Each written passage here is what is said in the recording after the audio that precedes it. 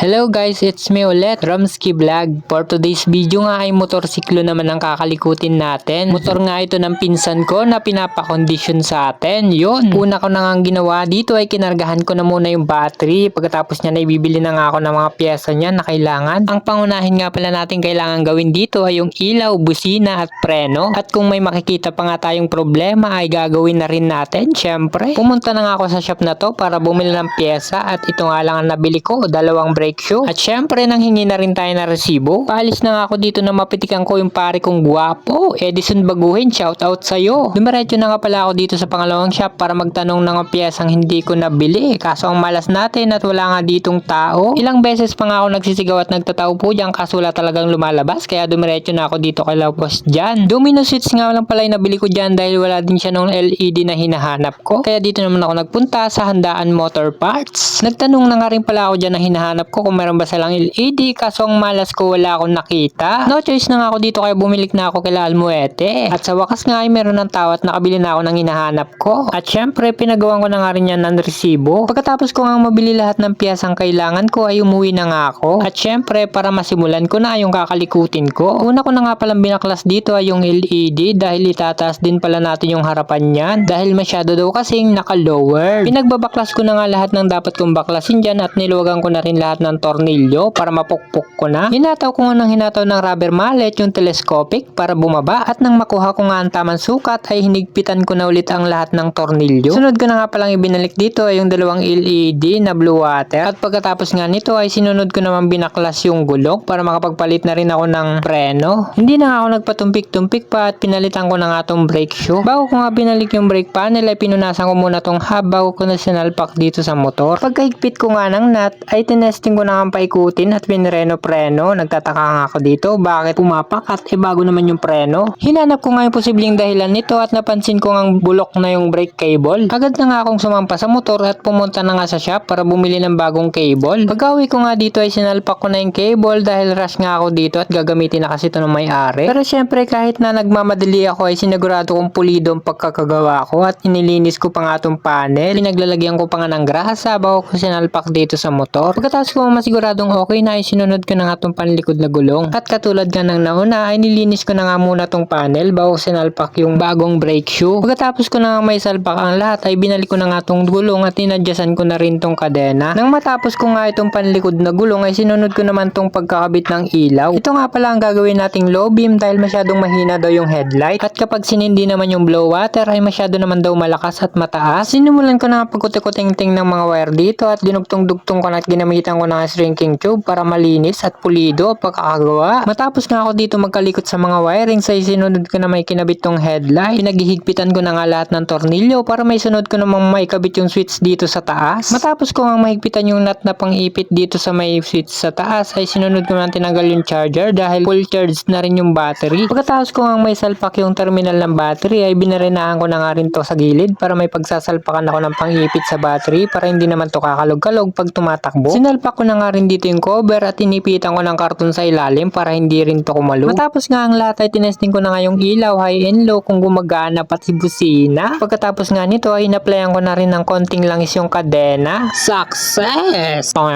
Bago nga pala matapos ang aking video ay gusto ko munang i-shoutout ang lahat ng nagpapa-shoutout sa atin at sumusuporta. Shoutout po sa inyo, Tito Dennis Makalipay, Boss Rafael Dawat, Kapitik Angel Bert Laluan, Sir Jim Didicatoria, Kuya Emel Boy Solomon, Don Harold Makalipay, Charmaine Asuelo, Amadeo Bayani, Rico Pornea, Jericho Tungangib, at sa mga hindi ko po nabanggit, next time na lang po kayo. Maraming salamat! Ingat!